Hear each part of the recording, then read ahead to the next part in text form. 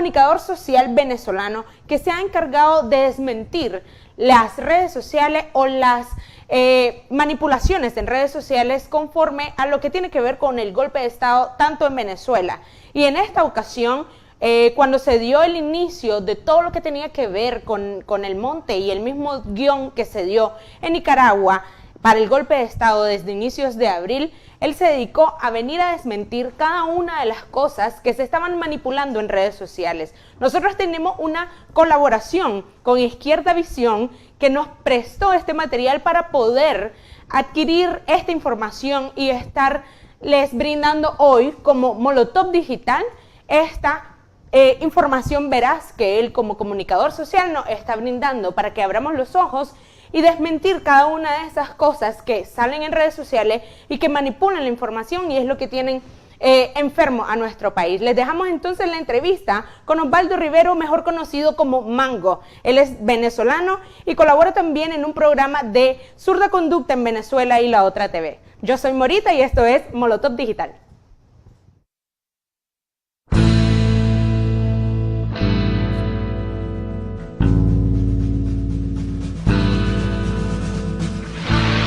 Se puede confiar en el imperialismo, pero ni tantito. Nada. Obrero, campesino, bulto, tu trabajo en la revolución. Obrero, campesino, bulto, tú eres la revolución. Obrero, campesino, bulto, tu trabajo en la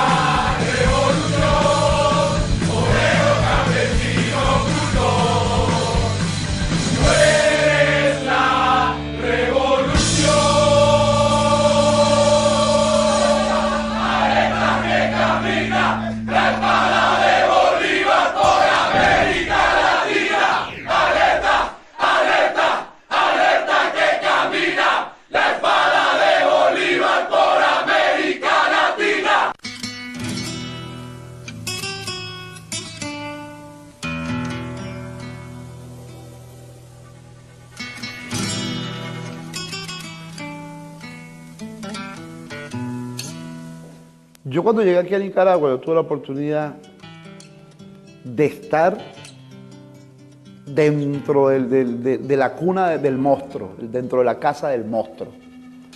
Yo estuve al lado de ellos, compartí con ellos, los escuché a ellos, vi cómo actuaban ellos, escuché y observé cómo hablaban de los sandinistas, cómo despreciaban a los sectores indígenas, a los sectores populares, a los sectores campesinos, lo horrible que hablaba ese sector que es bien reducido, oligarca acá en Nicaragua.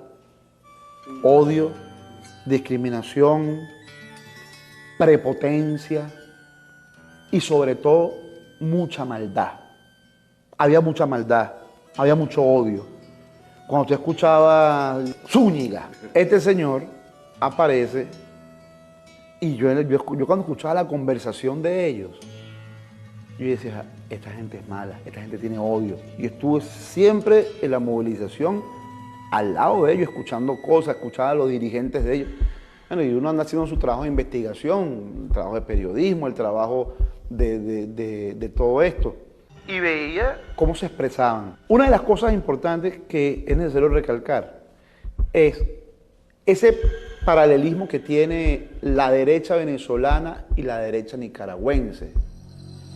Los dos coinciden en el odio a los pueblos originarios, afrodescendientes, indígenas y, por supuesto, a todo el que tenga un pensamiento diferente al de ellos, debe ser eliminado.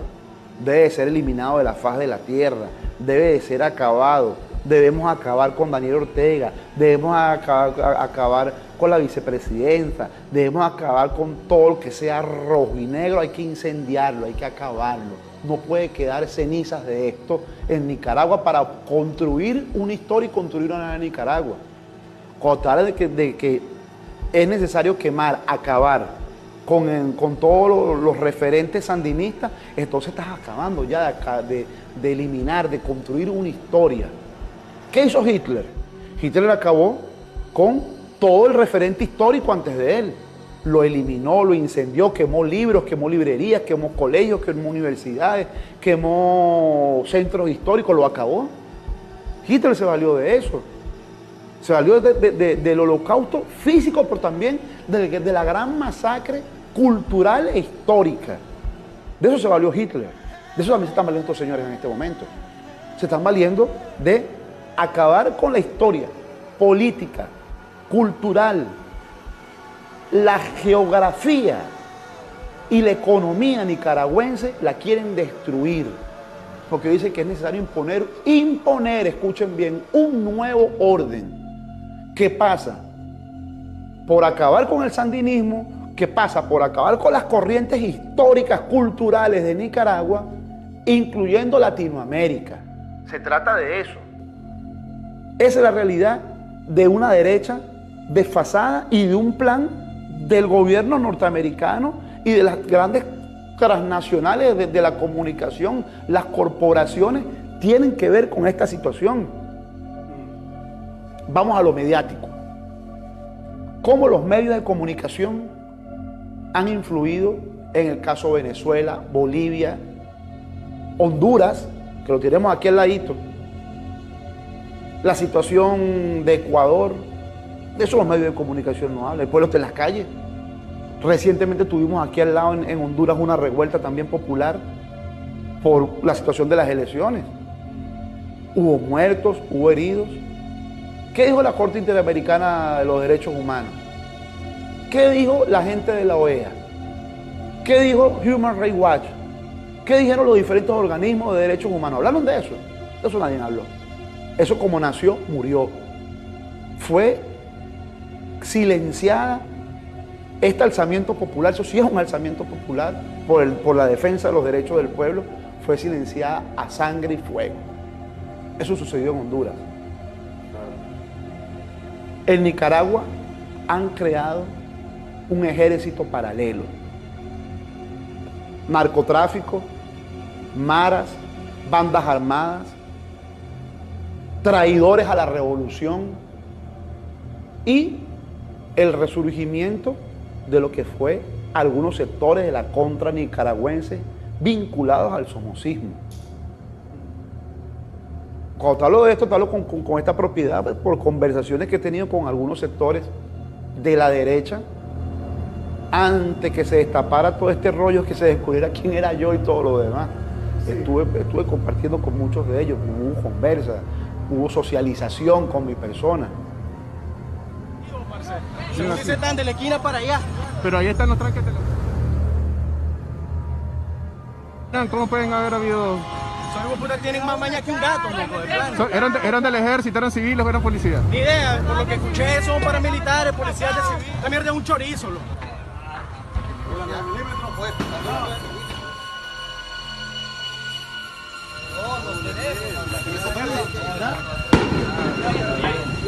¿Vos vas a decir que esta sargento secuestraron?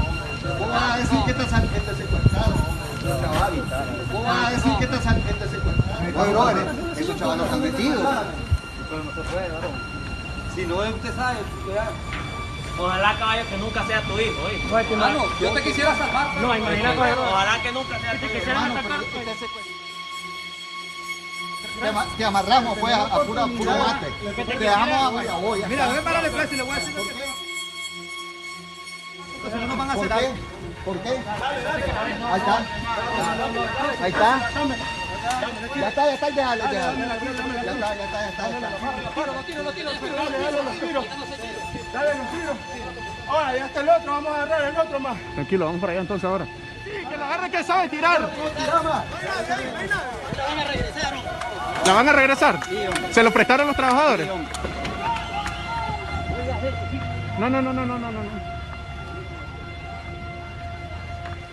¿Qué es lo que ocurrió ahorita, señor?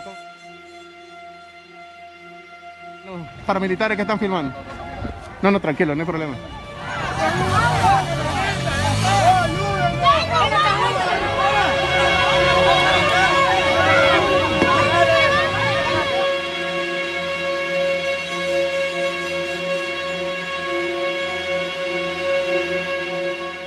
sabemos la tradición que tiene Nicaragua de lucha, de combate. Nicaragua viene no hace mucho, hace más de 20 y pico de años atrás, viene 30 años de una guerra. Primero el triunfo de la revolución en el año 79, luego cuando viene toda esta situación del paramilitarismo, de la contra nicaragüense, de la operación Irán Contra, Oliver North, toda esta situación, aquí quedaron muchas heridas abiertas. Y esas heridas abiertas están por allí surgiendo de nuevo porque no se han cerrado. Esas heridas que estuvieron privilegiadas en años de Somoza, en años de vinculación con de los gobiernos neoliberales con Estados Unidos, están abiertas. Toda esta conjura de crimen, de odio, de maldad, de barbarie, se ha unido en Latinoamérica. Es un plan más violento en Nicaragua, más violento en Venezuela, más violento en Colombia. Tendríamos que analizar bien la historia de cada país. Y en el caso de Nicaragua precisamente se trata de que Nicaragua es un país que viene recientemente de una guerra, de años anteriores de una guerra. Y esta población que está en contra del proceso revolucionario, que supuestamente se pacificó, sacó las armas de nuevo. Y lo tenemos en cuenta allí, lo vemos en video, lo vemos en fotografía.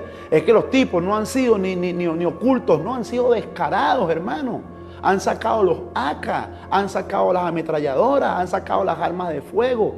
Pero han llegado a una barbarie que yo creo que en los años 70 y 80 no lo hicieron. Aquí están quemando gente. En Venezuela lo hicieron también. Por ser chavistas te quemaban. Lo que tiene que ver con la quema de personas tiene los mismos índices de violencia que Venezuela, sí. Lo que es la quema de personas, la destrucción de instituciones, de escuelas, universidades, preescolares, de sitios históricos, donde hay documentación importante de la historia de Latinoamérica y del país. Los quemaron. Los colegios también los quemaron. Los centros de salud los quemaron. También sucede acá en Nicaragua. Han quemado, han incendiado, han destruido y han quemado personas. La carga de violencia de acá es más fuerte porque aquí se ven más armas en la calle. Y el armamento de los sectores opositores es frontal, no lo tienen escondido como en Venezuela. También fueron captadas algunas imágenes de algunos elementos de la ultraderecha, exmilitares,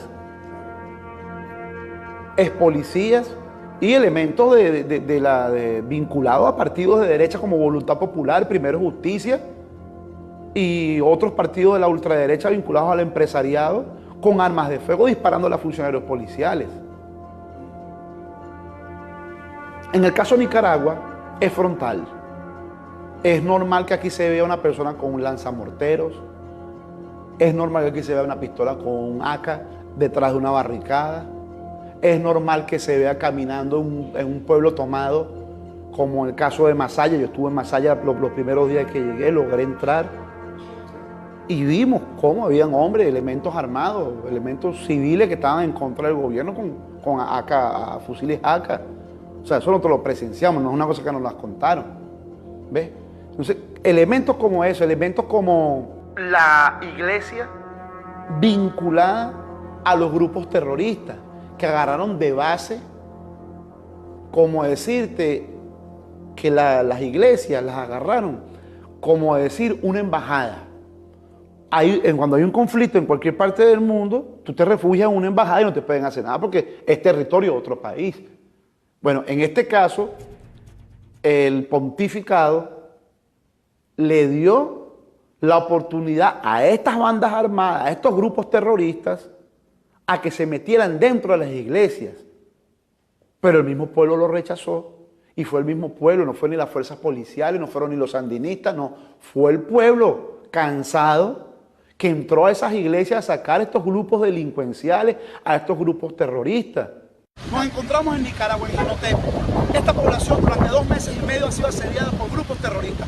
En el día de ayer fue liberada por el Frente Sandinista, los movimientos sociales y la Policía Nacional. La posición de la Iglesia Católica ha jugado un papel importante, pero muy cuestionado por el pueblo. El torturador Juan de Dios, él era el torturador de San José. Él era el torturador. Aquí tenemos compañeros que nos declararon cómo hacían las torturas. Los peloneaba y él en presencia de él. Y ellos le metían botellas en el trasero. Les pegaban en los pies con bates, los quebraban, los desnudaban. Y a esa pobre compañera la violaron hasta que se aburrieron. A esa mujer. En presencia del Padre. En presencia del Padre y de muchos pastores que andan huyendo como ratas ahora.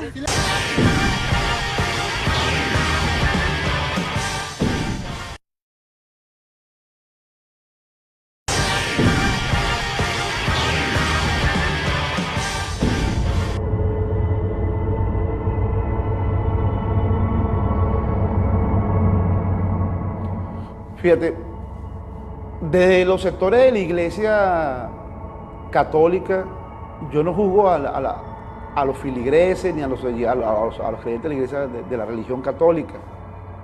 Es que el problema no son ellos, el problema es la alta jerarquía eclesiástica de Nicaragua, la alta jerarquía eclesiástica de Venezuela, la alta jerarquía eclesiástica de diferentes países de Latinoamérica que están conspirando contra gobiernos democráticamente electos por el poder popular. Aquí Daniel Ortega ganó unas elecciones, Nicolás Maduro ganó en unas elecciones, Hugo Chávez en vida ganó en unas elecciones, Evo Morales ha ganado unas elecciones. Y cuando hemos tenido una derrota la hemos reconocido ante los medios internacionales y organismos internacionales del mundo que nos acusan de dictadores, y ahí está la posición del pueblo. Entonces, la Iglesia ha servido como brazo político, ejecutor de los ejércitos invasores en el mundo y sobre todo en Latinoamérica, desde hace más de 500 años, de la época de la colonia, de cuando llegó la invasión europea a Latinoamérica, ha sido precisamente el brazo político de negociación con los indígenas, con los afros, con todo el mundo, fue precisamente la Iglesia para que después entrara la invasión forzosa, que entrara la invasión imperial europea, la norteamericana, las diferentes invasiones que han llegado a Latinoamérica. Cuando hemos visto cuando un sector de la Iglesia se enfrenta a la derecha, lo eliminan físicamente. Tenemos el caso de Monseñor Lufo Romero en El Salvador. Se enfrentó a la derecha y vinieron los militantes de Arena y lo ejecutaron. Porque no estaba con la derecha apoyada por esa derecha apoyada por los Estados Unidos. Es uno de los ejemplos más visibles que tenemos en la reciente historia de este último siglo aquí en Latinoamérica. El caso de El Salvador, el caso de República Dominicana, donde fueron ejecutadas también unas monjas que fueron eliminadas por parte del gobierno de Trujillo, precisamente por ser adversa a un presidente neoliberal, a un militar fascista que estaba en República Dominicana. Y así nos ponemos a revisar los diferentes casos de Latinoamérica y el mundo de cómo la Iglesia, cuando hay una contradicción con el gobierno de los Estados Unidos, los eliminan, pero cuando están con ellos le dan toda la fortaleza del mundo. Y en este caso, el caso Nicaragua, la vocería política no son estos muchachos que aparecen con los lentecitos y la gorrita para atrás, no, solo tienen nivel político para eso. Ahí quien tiene el nivel político, quienes están dirigiendo la guerra, son los altos jerarcas de la Iglesia Católica en Nicaragua. No estoy empujando. Pero déjeme entrar. No estoy empujando, sino le estoy pidiendo que el señor cardenal quiere estar aquí. Pero bueno, ya hay otro medio de comunicación, yo quiero ver qué está sucediendo. No, aquí. no Yo hay. tengo derecho como medio de comunicación. No, hombre. ¿Y la libertad de expresión? Hay libertad de expresión, pero ¿Y por qué también no? Pero permítame esta es entrar. una iglesia. Aquí han estado todos los medios de Sí, comunicación. pero esta es una ¿Cómo puedo entrar iglesia. yo? Sí. Espera. ¿Pero por qué no puedo entrar yo?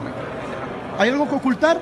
Que yo no puedo- Hablamos sin grabar, por favor. ¿Pero por qué la libertad de expresión? ¿Por qué me quitan mi libertad de expresión?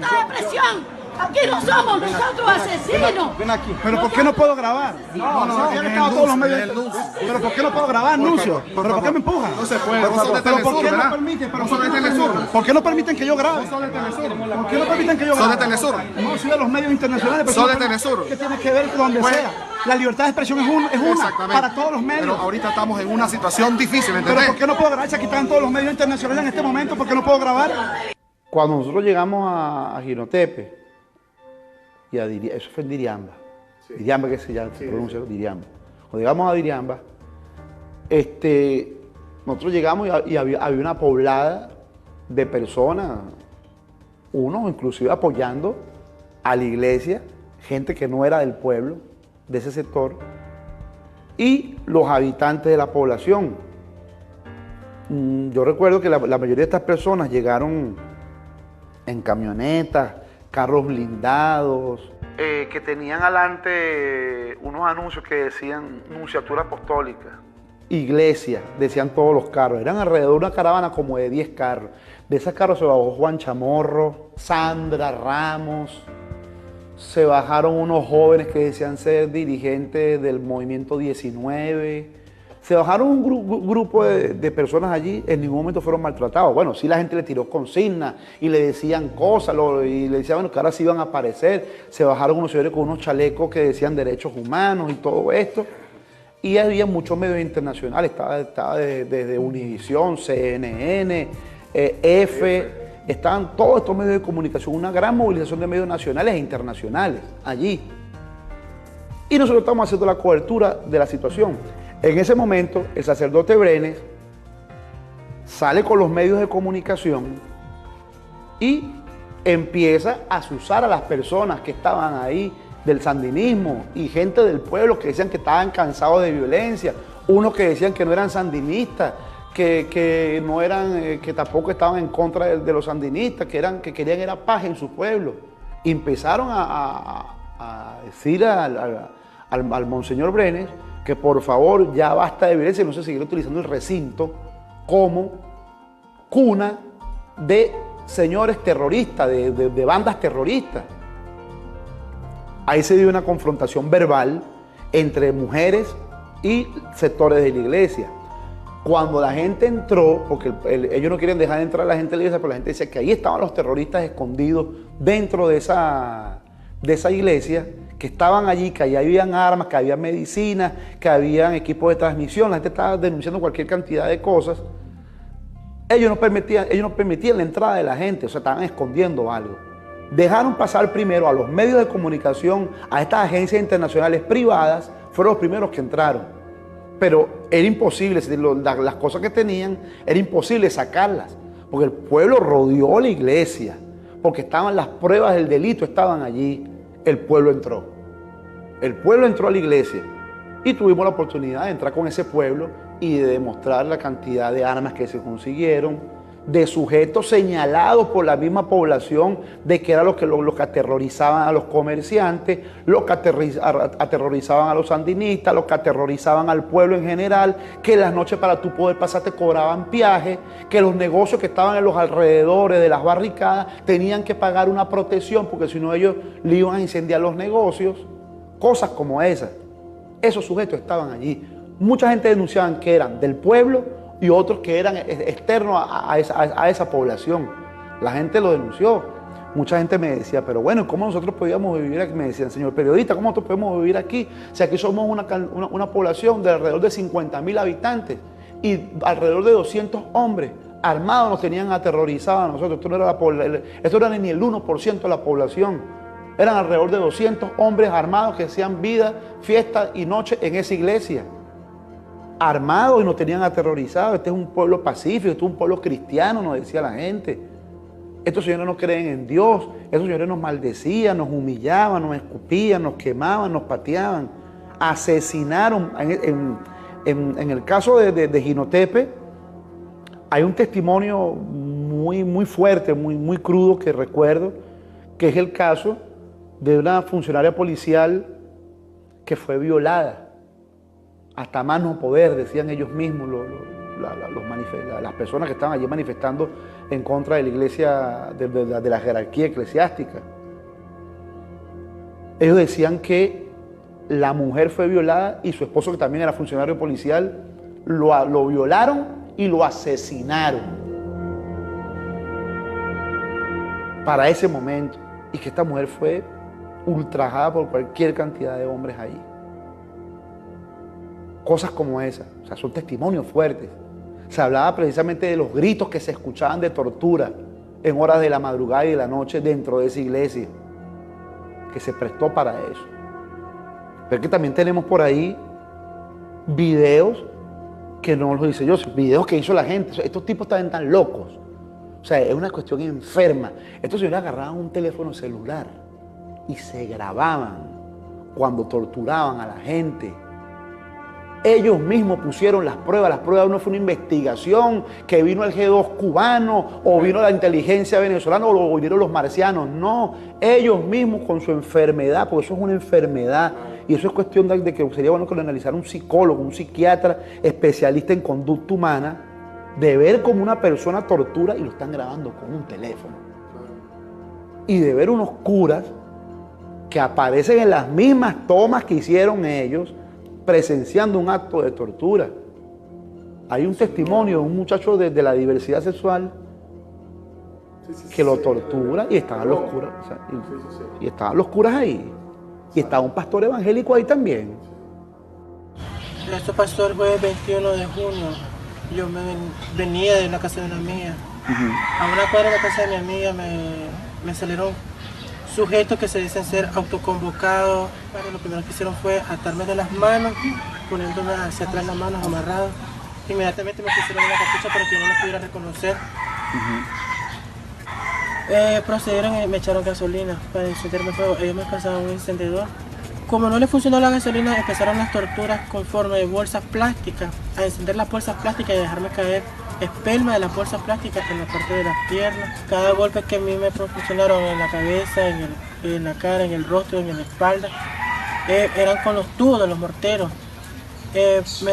Hicieron que me dejaron heridas en la cabeza, me dejaron una herida en la ceja, me dejaron también heridas en el párpado del ojo, tanto en el párpado de arriba como en la parte de abajo.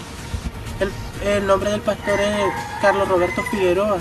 Es el que domina el proyecto Manos de Compasión. En ese momento él se me presentó en la esquina y lo que hizo fue, y lo que me dijo, que me tenía que hincar y que le pidiera perdón a todos los que me habían golpeado. No estamos abajo, Que sean conmigo, ¿verdad? Vamos. No te vas a soltar, mira para allá solo que tú tomes la foto y ya te llevamos. No la suena ninguno. Llegamos a la media cuadra, aparece el padre. Dejó que todavía me golpearan media cuadra porque caminemos hasta la esquina del Colegio Sagrado Corazón de Jesús. Todavía dejó que media cuadra me golpearas. Dejó de que hiciera y deshiciera porque prácticamente hubo, te lo digo, obscenidades. Él estaba dando órdenes aún todavía que me tomaran fotos, pero que no las subiera. ¿Qué significa? Que es cómplice de estos asesinos sinvergüenzas, delincuentes que se encuentran en la barricada. Nunca esperé que vinieran a actuar en contra de una forma tan violenta, en contra de la militancia del Frente Sandinista, solo por no ser de los ideales de ellos. Nunca esperé que tuvieran un odio tan fuerte hacia nosotros, los militantes del Frente Sandinista.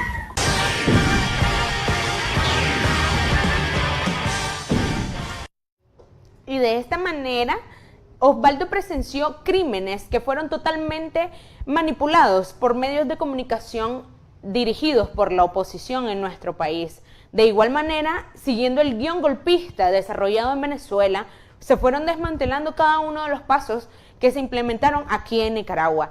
Y así continuó explicando Osvaldo Rivero, alias Mango Zurda, en esta entrevista que en colaboración con nuestros compañeros de Izquierda Visión nos desarrolla el plan que fue poco a poco él descubriendo, siendo parte de cada una de estas actividades y presenciando con su cámara o su teléfono celular cada una de las cosas que poco a poco fueron saliendo al aire, que fueron descubiertos a ser mentiras. Seguimos, continuamos.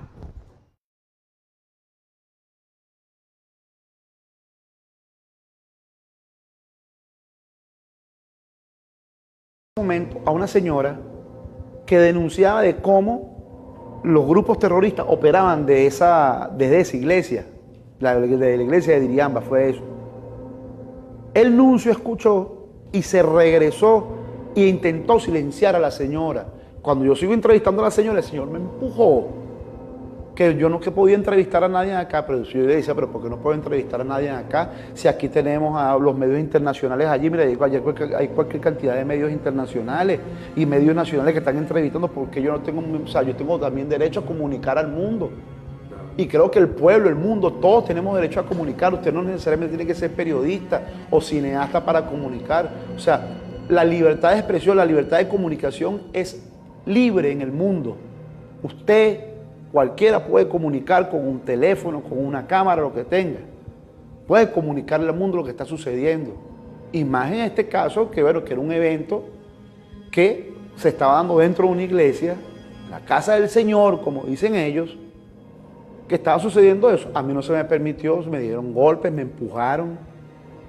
Fue... hay una toma que padre, ¿no? Sí, un sacerdote, bueno, de repente no sé si era sacerdote, pero hay uno que estaba vestido de sacerdote que me arrancó el teléfono en una oportunidad. Y después, bueno, otro sacerdote más consciente le dijo que me lo devolviera. Para mí me arrancaron el teléfono, me lo arrancaron estos sacerdotes. O sea, cuando tú entras a una iglesia y consigues armas, medicinas, equipos de saturación, equipos de plantas eléctricas, ¿para qué estás preparado? Medicina, armas, alimentos perecederos, enlatados y todo esto. ¿Para qué? ¿Para qué estás preparado? Para una guerra. Eso no era por una donación para el pueblo, porque los dispensarios de salud fueron asaltados por estos grupos que trasladaron las medicinas, los dispensarios de salud institucionales, las trasladaron también allá. Ahora aparece también el fenómeno de las ONG. Cáritas. Cáritas en Venezuela cumplió una labor desestabilizadora. Cáritas está vinculada al grupo internacional de banca conocido como Banesco, que es un grupo comercial en España y tiene ramificaciones con Cáritas. Cáritas es una ONG cristiana que se encarga, hace donaciones de medicina, reparación de escuelas, es una fachada. Cáritas es una fachada. Y esa fachada entró también acá a Nicaragua y entró a Venezuela y entró a Bolivia y entró a Perú y entró a Ecuador y entró a Argentina y entró a los diferentes países que en un momento tuvieron con gobiernos progresistas, que ahora están con gobiernos neoliberales, y en el caso de donde están los gobiernos progresistas, el caso de Bolivia, el caso de Nicaragua, el caso de Venezuela, estos señores han entrado con mucha fuerza a crear acciones desestabilizadoras, dando talleres de formación en redes sociales, dando talleres de formación política, dando talleres de formación de primeros auxilios, que son ustedes los famosos Cruz Verdes que ustedes ven por ahí, que se visten como grupos comando de rescate de las personas, son formados también por la gente de Cáritas, y no son más que informantes en equipos de comunicación que tienen intervenidas comunicaciones de cuerpos policiales, que tienen intervenidas comunicaciones de agencias de comunicación para saber lo que está sucediendo y dar información a las bandas armadas, a las bandas terroristas. De eso se encarga esa Cruz Verde. Sucedió en Venezuela. En uno de los videos que nosotros publicamos aparece un venezolano que está acá de asesor. Ellos lo reconocieron que era venezolano. El coordinador de esta Cruz Verde reconoció que era un venezolano, sí, que estaba trabajando allí, que está trabajando con ellos, que está trabajando como asesor. Como los cascos blancos, ¿no? O sea, son como los cascos blancos, hacen una función de algo como la Cruz Roja, pero la Cruz Roja se desvinculó precisamente de ellos en Venezuela y aquí también se desvinculó, porque es parte de un aparato paramilitar que está operando para la colaboración de un golpe de Estado. Hay algo muy importante que quería resaltar allí. El caso de la OEA, Almagro. Fíjate que Almagro reconoce en una de sus últimas intervenciones de la sesión de la OEA, habla de la palabra derrocar, que existen sectores en Nicaragua que quieren derrocar el gobierno de Daniel Ortega, y reconoce que lo han intentado a él manipular para ser partícipe de esta conjura de derrocar al gobierno constitucional de Daniel Ortega. Es importante revisar eso. ¿Qué tan fuerte es la conspiración? ¿Hacia dónde va esto? ¿A dónde quieren ellos que llegue esto? Viene ahora el intento de quiebre de la economía nicaragüense.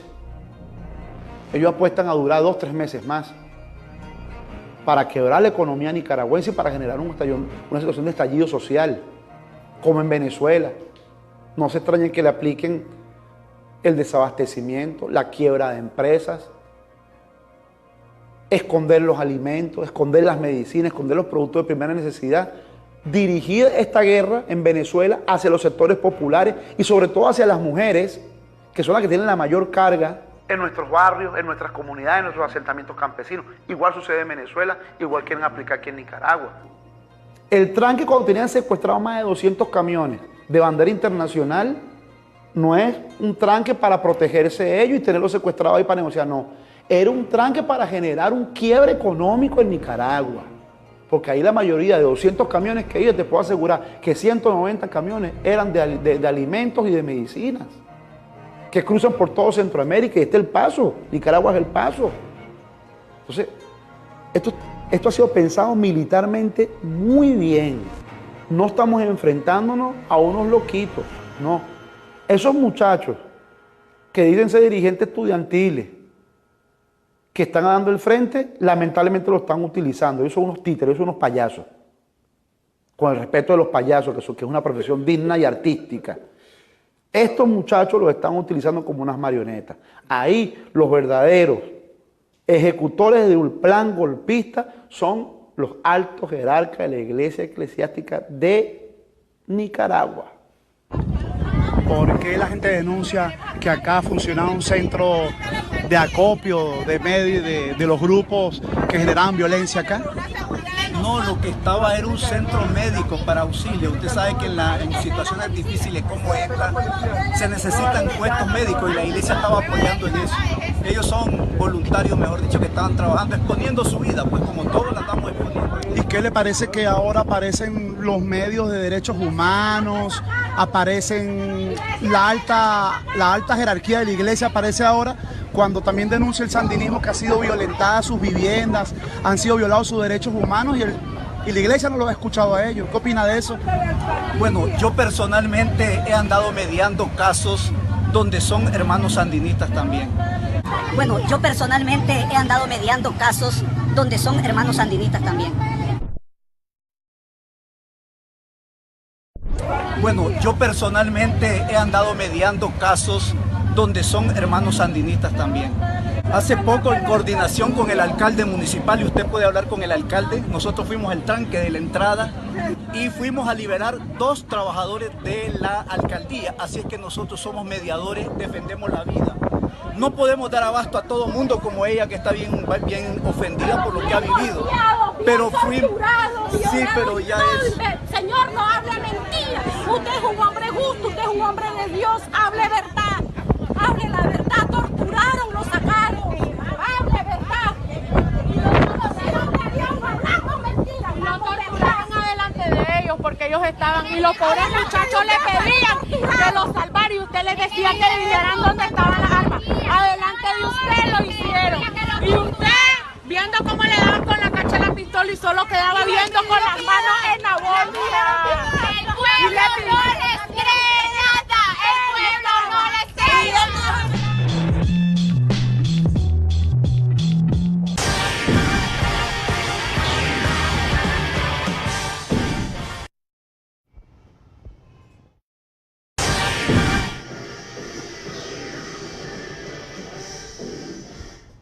El 30 de mayo. Y de esta manera, entonces también quedó desmantelada la participación de nada más y nada menos que de la iglesia en cada uno de los papeles que se ha venido desarrollando o de las partes del guión golpista que se ha venido desarrollando acá en Nicaragua. La iglesia católica principalmente ha tenido su participación colateral en cada uno de estos papeles, sobre todo en guardar o apoyar a cada uno de estos delincuentes las armas que se utilizaron para maltratar, agredir, secuestrar y torturar a compañeros sandinistas que también fueron parte de cada uno de estos golpes que se dieron en este transcurso desde el mes de abril al mes de julio. Continuemos.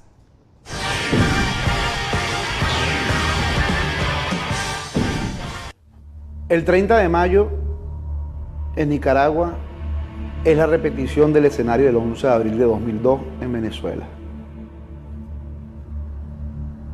Tiradores cruzados que ejecutaban personas de los dos grupos. Sucedió en Venezuela, sucedió en Nicaragua. Crear una onda de terror dentro de toda la población, de muerte, de terror, de barbarie, de miedo, de pánico dentro de la población. Sucedió en Nicaragua, sucedió en Venezuela en el 2002. La influencia de los medios de comunicación en todo esto, mira. Los medios de comunicación se ubicaron en el mismo camino del 2002 en Venezuela, en sitios estratégicos, porque sabía lo que iba a suceder en las inmediaciones del Palacio de Miraflores, en el Puente Yaguno. ¿Qué sucedió en Nicaragua el 30 de mayo? Fíjate con lo que jugaron. Uno, la marcha del Día de las Madres, la masacre de las madres. Escuchen bien, la masacre de las madres. Suena pesado, suena fuerte. O sea, una operación de impacto psicológico, la masacre de las madres. O sea, tú dices la masacre de las madres entonces estás matando mujeres, estás matando madres, estás matando a las madres del pueblo. Dos, los medios de comunicación jugaron, que bueno, fueron los sandinistas que dispararon, pero no contaban que existían personas por allí que estaban grabando. Y efectivamente ahí está, pero en muchos videos que salen, o sea, que la masacre de las madres la cometieron fueron francotiradores y hombres armados, tiradores que estaban participando con ellos. Entonces, es la misma descripción de lo que sucedió en Venezuela en 2002 y lo que ha ido sucediendo recientemente. Recientemente la guarimba del 2017 crearon escenarios como, por ejemplo, mandaban un grupo armado a atacar una base militar. El caso de La Carlota, hombres armados llegaban trancados a una autopista, disparaban a los militares, le tiraban cohetones, le tiraban granadas a una base militar donde había helicópteros y aviones. ¿Con qué creen ustedes que le iban a responder?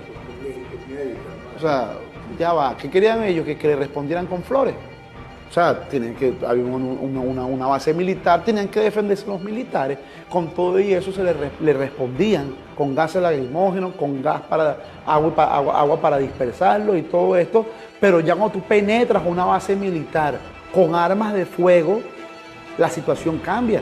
O sea, porque te estás enfrentando a una fuerza regular, una fuerza institucional, está siendo violentada por una fuerza irregular.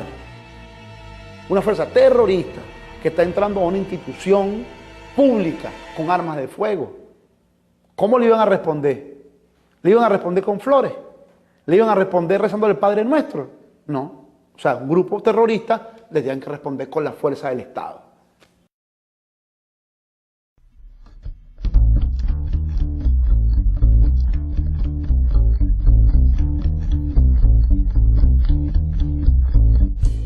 Me encuentro en Sutiaba. Sutiaba es una de las comunidades indígenas de acá de León.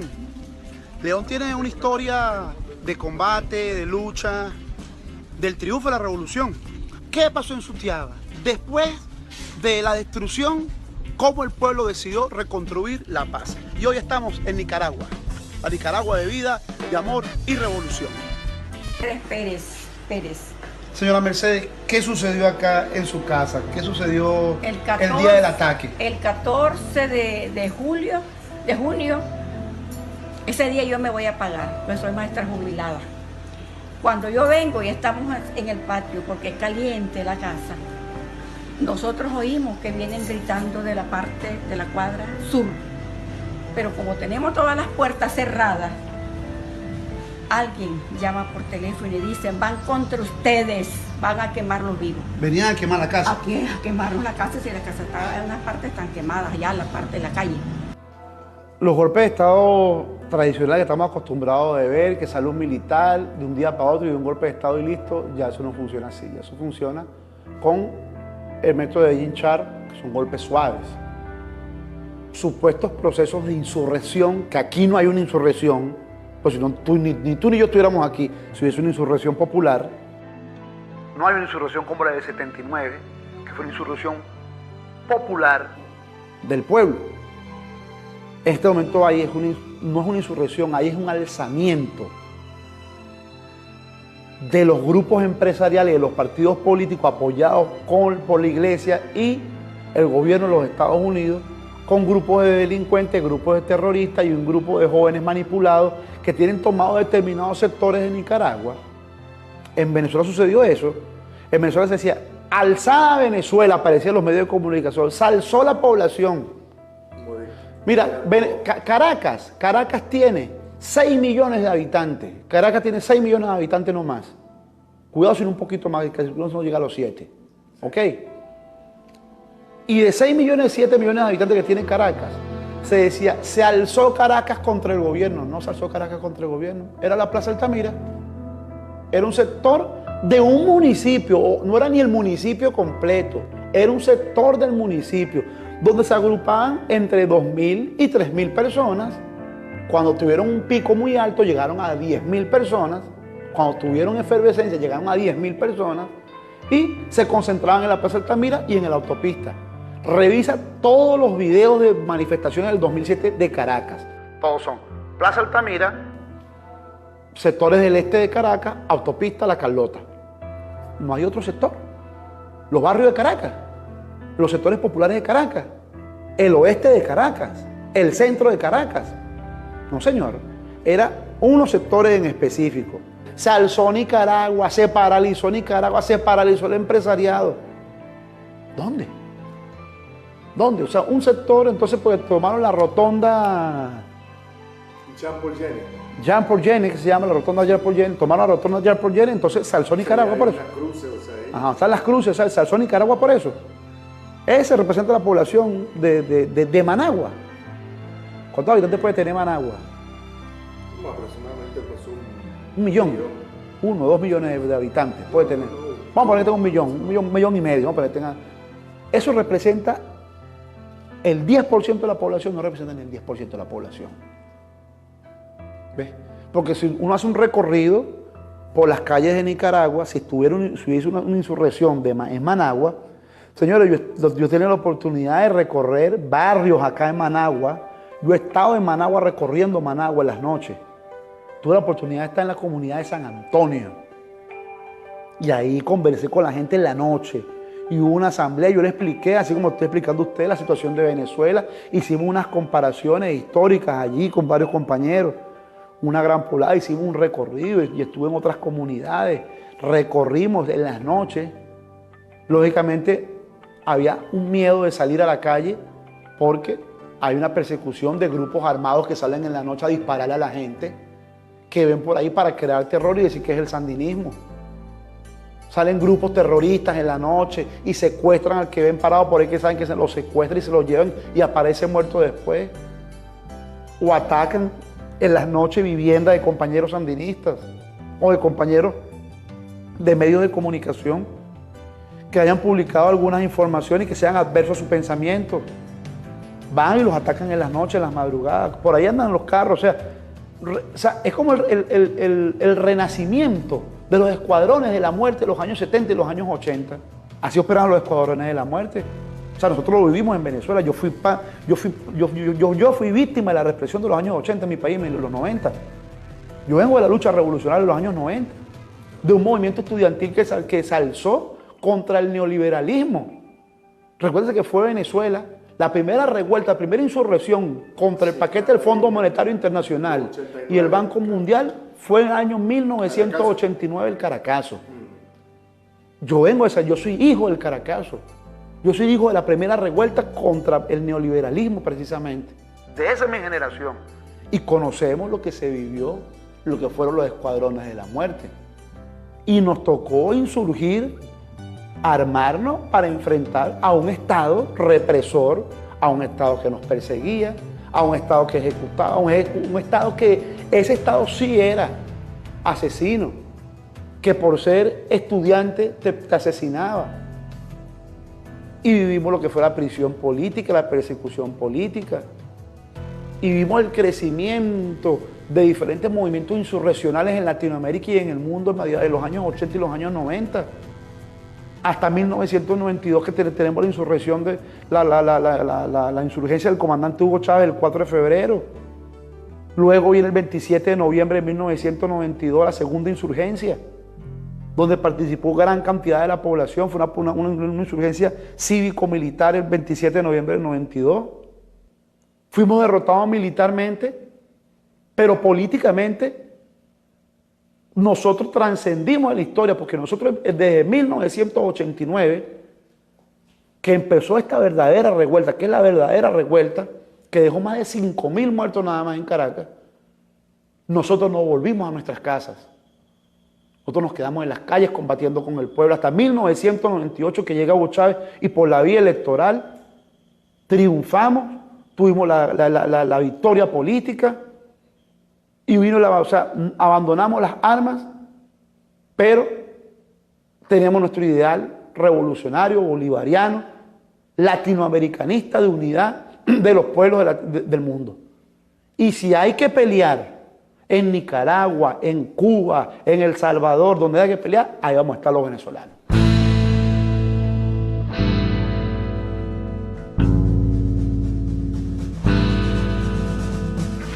Que no se puede confiar en el imperialismo, pero ni tantito, nada.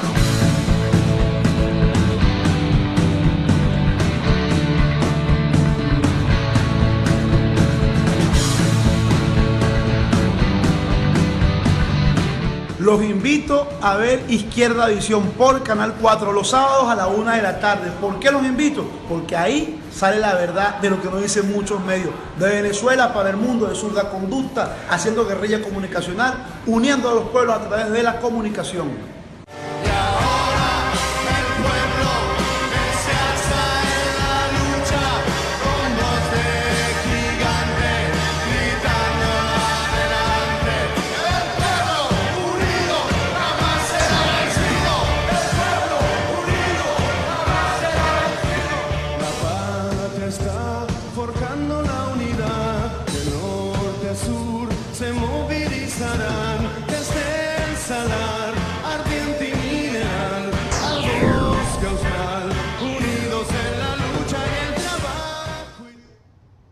Y de esta manera concluimos esta presentación que esperamos que haya sido de su total agrado. Un hombre que ha vivido de cerca desde Venezuela y en Nicaragua, un guión desarrollado estrictamente paso a paso para un golpe de estado en ambas ciudades. Esto fue Molotov Digital. Yo soy Morita y esperamos que haya sido de su agrado. No se olviden de compartir este y los demás enlaces que tenemos para todos ustedes y estén pendientes de cada una de nuestras transmisiones. Muchísimas gracias.